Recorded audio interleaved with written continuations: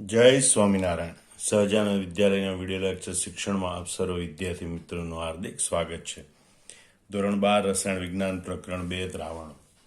આજના લેક્ચરમાં આપણે હેનરીનો નિયમ બરોબર એટલે કે વાયુની પ્રવાહીમાં દ્રાવ્યતા માટેના હેનરીના નિયમની સંપૂર્ણ વિગતવાર સમજૂતી ભણીશું.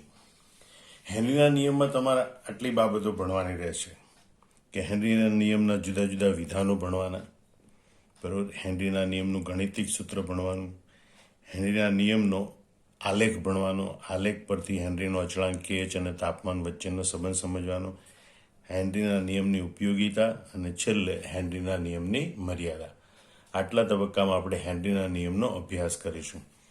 સૌથી પહેલાં હેનરી નામના વૈજ્ઞાનિકે વાયુમય દ્રાવ્યની પ્રવાહીમાં દ્રાવકતા માટે દબાણની જે અસર થાય બરાબર એનો અભ્યાસ કર્યો અને એના ઉપરથી એક તારણ તારવ્યું જે હેનરીના નિયમ તરીકે ઓળખાય છે કે ભાઈ અચળ તાપમાને પ્રવાહી દ્રાવકમાં વાયુમય દ્રાવ્યની દ્રાવ્યતા એ તે દ્રાવણની સપાટી પર રહેલા વાયુના આંશિક દબાણના સમપ્રમાણમાં હોય છે. ધ્યાનથી જોઈ લો. અચળ તાપમાને પ્રવાહી દ્રાવકમાં વાયુની દ્રાવ્યતા તે દ્રાવણની સપાટી પર રહેલા વાયુના આંશિક દબાણના સમપ્રમાણમાં હોય છે. ડાલ્ટન કે જે હેનરીનો સમકાલીન વૈજ્ઞાનિક હતો એણે એવું સ્વતંત્ર રીતે શોધી કાઢ્યું હતું કે પ્રવાહી દ્રાવણમાં વાયુની દ્રાવ્યતા એ વાયુના આંશિક દબાણનો અવયવ છે, બરાબર. એટલે કે વાયુની દ્રાવ્યતા એ આંશિક દબાણના ગુણકમાં હોય એટલે કે એના સૂત્રમાં આંશિક દબાણ ગુણાકારમાં આવવું જોઈએ, બરાબર. તો હવે અહીંયા આપણે દ્રાવ્યતા એટલે હકીકતમાં તો એક પ્રકારની સાંદ્રતા હોય. દ્રાવ્યતા એટલે સંતૃપ્ત દ્રાવણમાં સાંદ્રતા.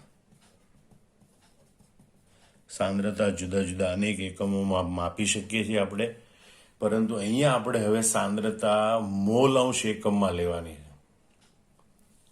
એટલે દ્રાવણમાં વાયુની સાંદ્રતા માટે આપણે મોલ અંશ એકમનો ઉપયોગ કરીએ તો એમ કહી શકાય. તો ત્રીજું વિધાન આવી રીતે દર્શાય કે દ્રાવણમાં વાયુના મોલ અંશ એ દ્રાવણ ઉપરના વાયુના આંશિક દબાણને સમપ્રમાણમાં હોય છે.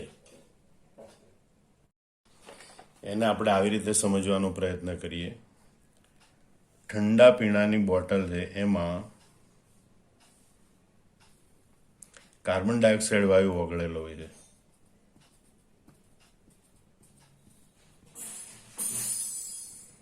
અને ઉપરની બાજુ દબાણપૂર્વક વાયુ ભરેલો હોય છે. તો અહીંયા ઓગળેલા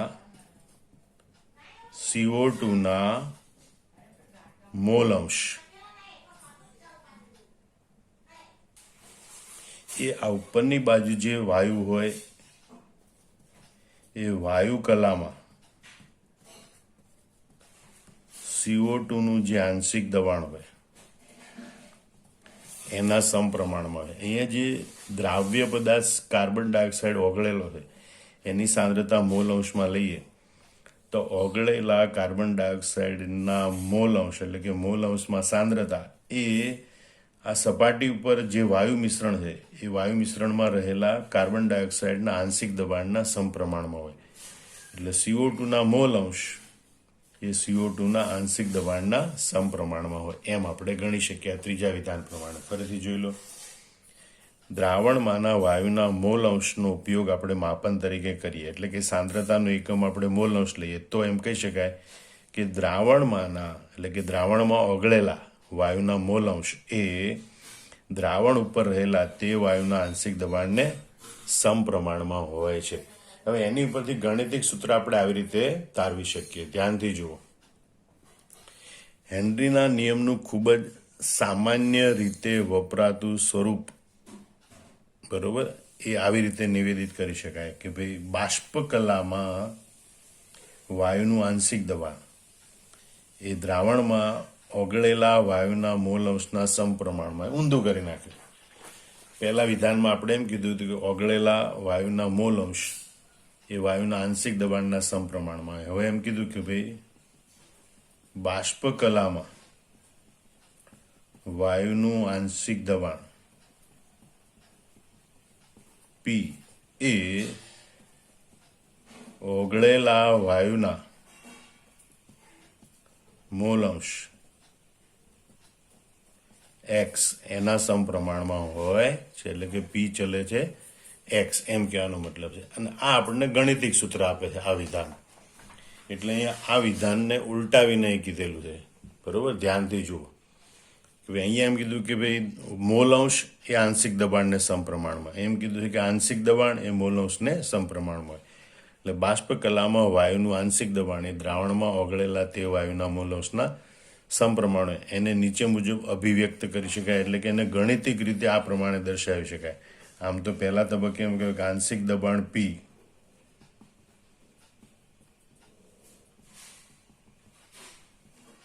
ચલે છે એક્સ મોલ અંશ, એટલે કે બાષ્પ કલામાં વાયુનું આંશિક દબાણ એ દ્રાવણમાં ઓગળેલા વાયુના મોલ અંશના સમપ્રમાણમાં હોય. બરોબર, આ ચલન કાઢી નાખીએ તો જે અચળાંક મળે છે એને કે એચ કહેવાય. કે એચને હેનરીનો અચળાંક કહેવામાં આવે છે. આ કે એચને હેનરીનો અચળાંક કહેવામાં આવે. મોલ અંશ છે એ સામાન્ય રીતે આપણે દ્વિઅંગી દ્રાવણ માટે લઈએ મોલ અંશ.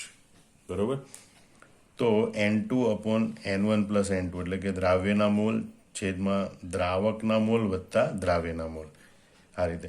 પણ વાયુની પ્રવાહીમાં દ્રાવ્યતા ખૂબ ઓછી હોય. બરોબર, એટલે N1 = N2, એટલે કે દ્રાવકના મોલ એ દ્રાવ્યના મોલની સરખામણીમાં ખૂબ વધારે હોય અને એટલે દ્રાવ્યના મોલને અવગણી શકાય. તો N1 + N2 = N1 લખી શકાય. બરોબર, અને તો આપણને સૂત્ર મળે પી આંશિક દબાણ = KH × N2/N1. આ જે સૂત્રો છે, આ ત્રણ સૂત્રો એ આપણને દાખલા ગણવા માટે ખૂબ જ ઉપયોગી પુરવાર થશે.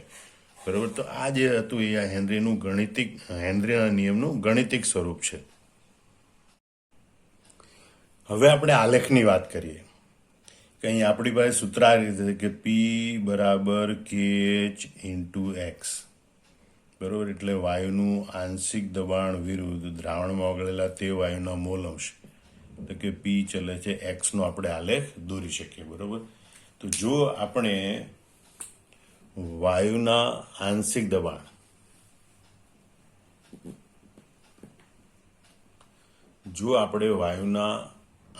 દબાણ વિરુદ્ધ દ્રાવણમાં વાયુના મોલ અંશનો આલેખ દોરીએ તો આકૃતિમાં દર્શાવ્યા પ્રમાણેનો આલેખ મળવો જોઈએ. કારણ કે જે સૂત્ર છે એ પ્રમાણે રેખીય આલેખ મળવો જોઈએ જે ઉગમ બિંદુમાંથી પસાર થાય. એટલે વાયુના આંશિક દબાણ પી વિરુદ્ધ દ્રાવણમાં ઓગળેલા તે વાયુના મોલ અંશ એક્સ. વાયુના આંશિક દબાણ પી વિરુદ્ધ મોલ અંશ એક્સ.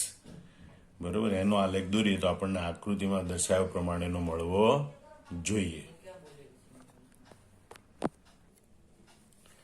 આમ આંશિક દબાણ વિરુદ્ધ મોલ અંશનો આલેખ એ આપણને સીધી રેખા મળે છે, એવું યાદ રાખવાનું. હવે આપણે KH ના મૂલ્ય એટલે કે હેનરીના અચળાંકના મૂલ્યોની ચર્ચા કરીએ. તો સમાન તાપમાને જુદા જુદા વાયુઓના KH ના મૂલ્યો અલગ અલગ હોય છે. એ સૂચવે છે કે KH એટલે કે હેનરીનો અચળાંક એ વાયુના સ્વભાવનું વિધેય છે, એટલે કે વાયુના સ્વભાવ પર આધાર રાખે છે. દાખલા તરીકે આપણે ઉદાહરણ જોઈએ, સમાન તાપમાને 293 કેલ્વિન તાપમાને હિલિયમ, હાઇડ્રોજન અને નાઇટ્રોજન વાયુના હેનરીના અચળાંક KHના મૂલ્ય અનુક્રમે 144.97, 69.16 અને 76.48 છે. બરોબર, આમ નિયત તાપમાને જુદા જુદા વાયુના હેનરી અચળાંકના મૂલ્ય જુદા જુદા હોય, જેમ દર્શાવે છે કે આ હેનરીના અચળાંકનું મૂલ્ય છે એ વાયુના સ્વભાવ પર આધાર રાખે છે, વાયુના સ્વભાવનો અવયવ છે. બીજું આપણે જોઈએ કે ભાઈ આપેલ દબાણે KHનું ઊંચું મૂલ્ય એ પ્રવાહીમાં વાયુની ઓછી દ્રાવ્યતા સૂચવે છે. બરોબર, આપણે અહીંયા આલેખમાં આપણે ઢાળનું મૂલ્ય લઈએ. બરોબર, તો ઢાળનું મૂલ્ય લઈએ તો અહીંયા આંશિક દબાણ પી અપોન વાયુના મોલ અંશ એક્સ. તો આ એક્સને આપણે નીચે લઈએ, આપણી પાસે સૂત્ર આમ છે PH = KH × X, એટલે P/X લઈએ તો KH. એનો મતલબ કે આલેખનો ઢાળ એ હેનરીના અચળાંક દર્શાવે. આલેખનો ઢાળ એ હેનરીનો અચળાંક દર્શાવે છે. જેમ આ ઢાળનું મૂલ્ય વધે એમ દ્રાવ્યતા ઘટે. એટલે કે કેએચનું મૂલ્ય જેમ વધે એમ પ્રવાહીમાં વાયુની દ્રાવ્યતા ઓછી થાય છે. આ યાદ રાખજો ખાસ. જેમ હેનરીના અચળાંકનું મૂલ્ય વધારે એમ વાયુની દ્રાવ્યતા ઓછી હોય છે. હવે આપણે તાપમાનના સંદર્ભમાં વિચારીએ તો કેએચના મૂલ્યો છે એ તાપમાનના વધારા સાથે વધે છે. જેમ સૂચવે છે કે તાપમાનના વધારા સાથે વાયુની દ્રાવ્યતા ઘટે છે. ખ્યાલ આવી ગયો? કેએચના મૂલ્ય તાપમાનના વધારા સાથે વધે, જે સૂચવે કે વાયુની દ્રાવ્યતા તાપમાનના ઘટાડા સાથે વધે છે પણ તાપમાનના વધારા સાથે ઘટે છે. બરોબર? એટલે કે તાપમાન વધે તો દ્રાવ્યતા ઘટે. તાપમાન વધે તો કેએચનું મૂલ્ય વધે અને કેએચનું મૂલ્ય વધે તો દ્રાવ્યતા ઘટે. બરાબર? એટલે આ એમસીક્યુ માટે ખાસ તમારે યાદ રાખવાનું. બરાબર? કેએચના મૂલ્ય તાપમાનના વધારા સાથે વધે છે. બરાબર? તો તાપમાન વધે તો કેએચ વધે, કેએચ વધે તો દ્રાવ્યતા ઘટે. આનાથી ઉલટું, તાપમાન ઘટે તો કેએચ ઘટે તો દ્રાવ્યતા વધે. અને આ કારણે જળચર સ્પીસીસ એટલે કે પાણીમાં રહેતા જે સજીવો છે એ ગરમ પાણી કરતાં ઠંડા પાણીમાં વધુ સગવડપૂર્વક રહે છે. કારણ કે ઠંડા પાણીમાં ઓગળેલા ઓક્સિજનનું પ્રમાણ વધારે હોય, એ ઓક્સિજનને સરળતાથી ગ્રહણ કરી શકે. એટલે જળચર સ્પીસીસ એ ગરમ પાણી કરતાં ઠંડા પાણીમાં વધુ સગવડપૂર્વક રહે છે. આમ હેનરીના અચળાંક માટે 3 બાબતો તમારે યાદ રાખવાની કે કેએચના મૂલ્ય જુદા જુદા વાયુ માટે અલગ અલગ હોય. બરાબર? જેમ કેએચનું મૂલ્ય એમ દ્રાવ્યતા ઓછી.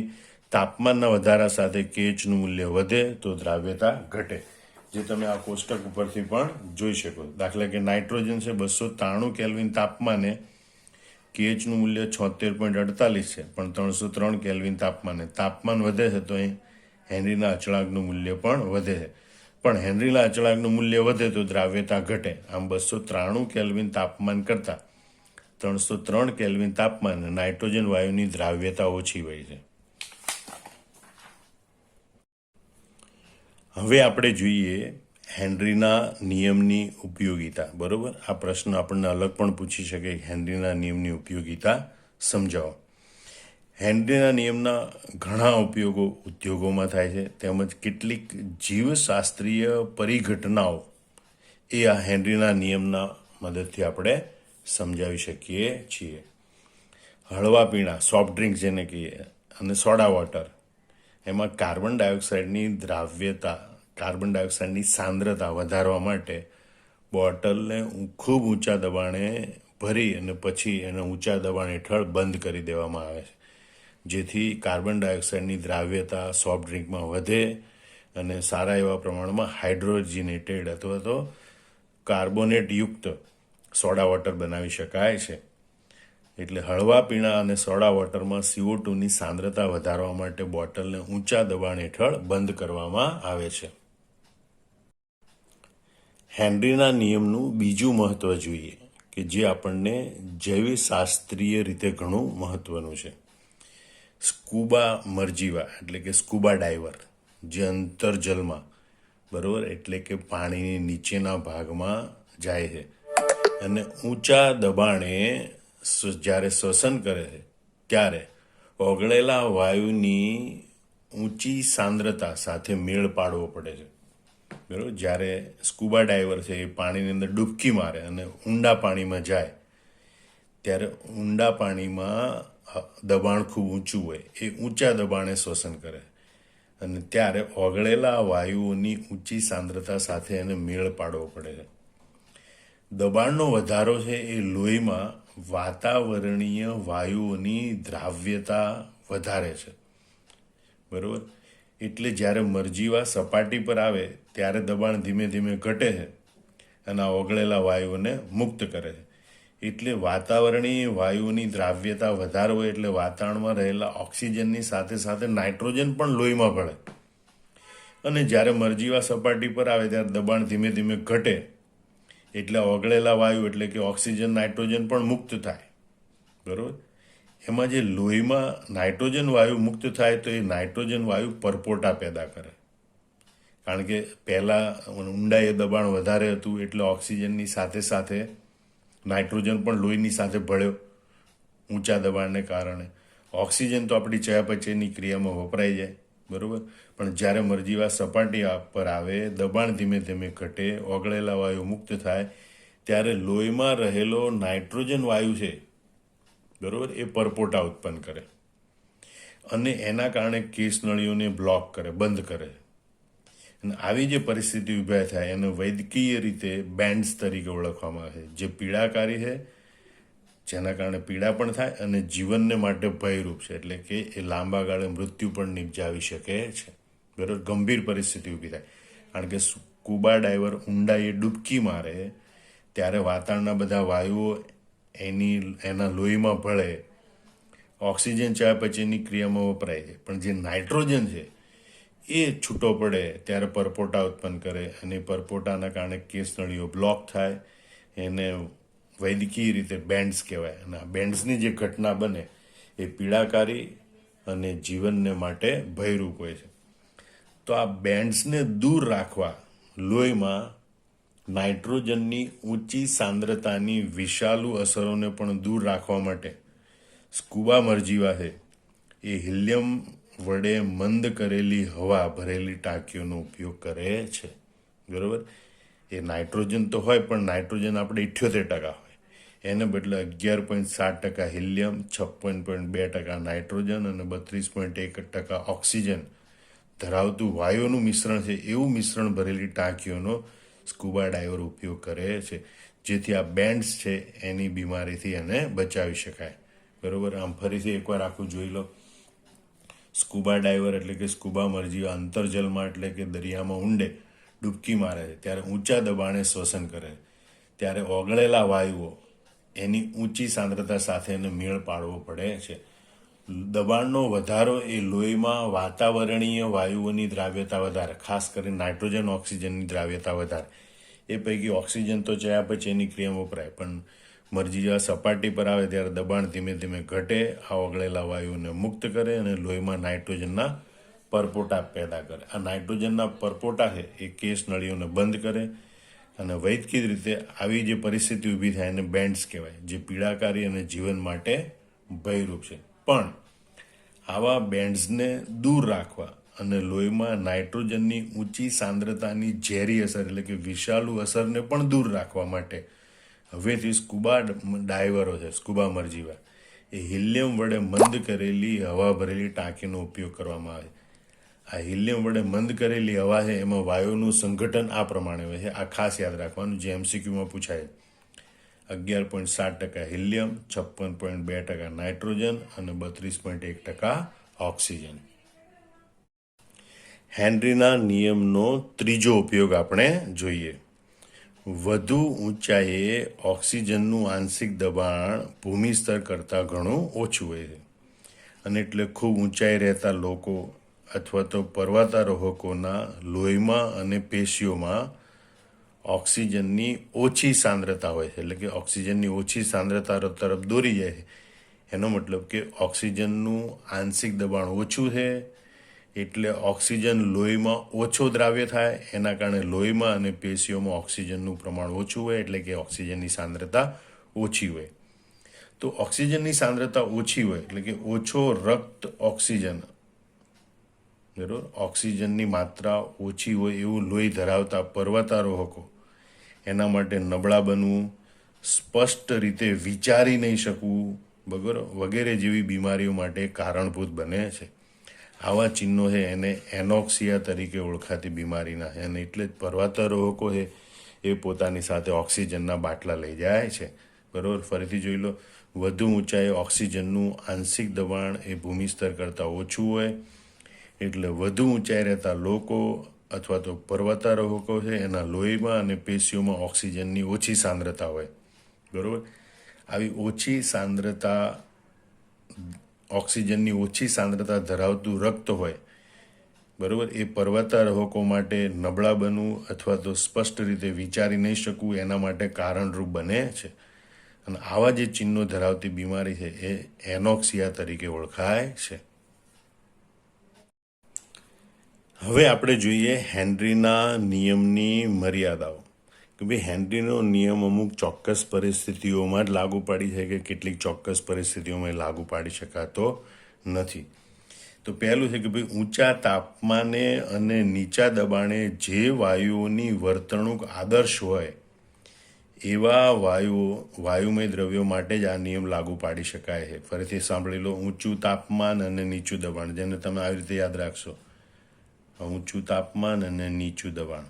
ઊંચા તાપમાન અને નીચા દબાણે જે વાયુઓની વર્તણૂક આદર્શ હોય, બરાબર, જે વાયુની વર્તણૂક આદર્શ હોય એવા વાયુઓ માટે જ આ નિયમ લાગુ પાડી શકાય છે. બીજું, જ્યારે દ્રાવ્ય એટલે કે વાયુમય દ્રાવ્ય પ્રવાહી દ્રાવકમાં દ્રવિત થાય ત્યારે સુયોજન કે વિયોજન થતું ન હોય એવા વાયુમય દ્રાવ્ય માટે જ આ નિયમ લાગુ પડે છે. એટલે કે જે દ્રાવ્ય પદાર્થ હોય, કાર્બન ડાયોક્સાઇડ, ઓક્સિજન, નાઇટ્રોજન, એ દ્રાવક સાથે સુયોજન કે વિયોજન થવું જોઈએ નહીં, બરાબર. એટલે જ્યારે દ્રાવ્ય દ્રાવકમાં દ્રવિત થાય ત્યારે એ અણુનું સુયોજન કે વિયોજન થતું હોવું જોઈએ નહીં એવા વાયુમય દ્રાવ્ય માટે જ આ નિયમ લાગુ પડે છે. એટલે અહીંયા સુવીવાળો નિયમ, એટલે કે સુયોજન કે વિયોજન થવું જોઈએ નહીં, બરાબર. અને ત્રીજો છે દ્રાવક સાથે પ્રક્રિયા ન કરે તેવા વાયુમય દ્રાવ્ય માટે જ આ નિયમ લાગુ પડે છે, બરાબર. એટલે પ્રક્રિયા પ્રતિબંધ, બરાબર. એટલે કે જે વાયુમય દ્રાવ્ય દ્રાવક સાથે પ્રક્રિયા ન કરતો હોય એવા વાયુમય દ્રાવ્ય માટે જ આ નિયમ લાગુ પડે છે. આમાં સમગ્ર જવાબ મોઢે કરી અને નોટબુકમાં જાતે લખી નાખવાનો. જય સ્વામિનારાયણ.